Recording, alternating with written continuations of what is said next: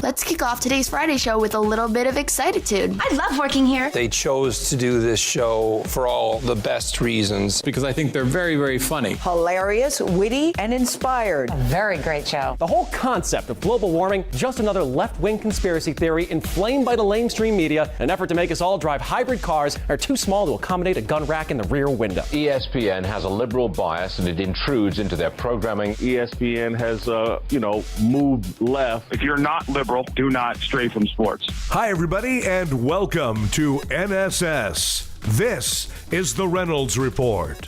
Hugh Hefner died of natural causes at the Playboy Mansion yesterday. He was 91, and because he's Hugh Hefner, he's survived by his wife, Crystal, who's only 31. Here's Hef back in 1973 describing the essence of Playboy. I live the kind of life surrounded by beautiful things, female and materialistic, that make life very, very pleasant.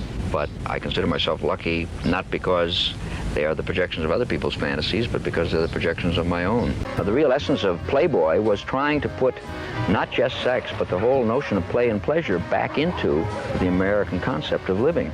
We had no money at all, and I mean literally no money. I doubt that any major magazine in our time has ever been started with as little initial investment. My own investment in Playboy was $600, all of it borrowed. No magazine has ever achieved such general recognition and at the same time remains so controversial. Hugh Hefner, rest in peace. After more than 100 years in Nashville's vaunted Ryman Auditorium, a sign commemorating the Confederate veterans who helped build the venue's upper level has been removed. Sometimes concealed during events, the sign now resides in a museum exhibit about the Ryman. A Ryman spokesman explained, "If you come to the Ryman as a big-name performer and you're looking right out of the center of the balcony and you see that sign, you don't know what it means. Or if you're a fan, you might not know what it means either. The permanent spot in the museum is the appropriate place to have the sign and tell the story of 125 years of the Ryman and particularly how the gallery got built. I hope I would behave as bravely as this guy if ever presented with a similar situation." A woman in North Carolina was seriously injured in a head-on collision Monday, and her car caught fire. The guy driving behind her happened to be an Iraq War veteran named Corey Hinkle. He's also a staff sergeant in the National Guard, and he pulled her from the car, then used his body to shield her as the car exploded. Corey took a piece of shrapnel in the leg, but he's okay. Here's audio from both. I saw the cars in front of me just slam into each other and dust and smoke go everywhere. At that time, another gentleman had come up and helped me get her to the side of the road. As the fire continued to spread in my car, the shock started to explode, and there was hot debris coming at us, and he shielded me with his body and said they would have to go through him to get to me. It's a belief in humanity that I have. I have a wife and 2 daughters. She's married, she has 2 children. I hope that if my wife was ever in the same situation, that someone would stop and do the exact same thing. He's amazing, and I would just like to thank him. I'll forever be indebted to him. He's a true hero. Trump is being criticized by some for not giving enough attention to the humanitarian crisis in Puerto Rico.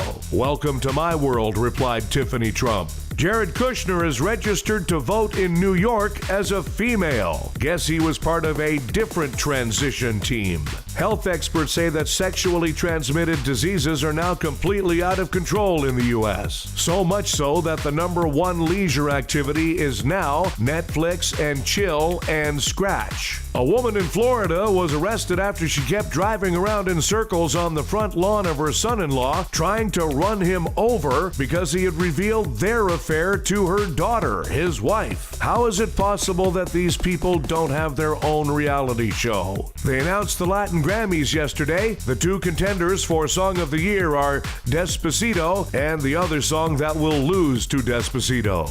Rapper B.O.B. has set up a GoFundMe page to prove that the world is flat. He's hoping to get donors from around the world.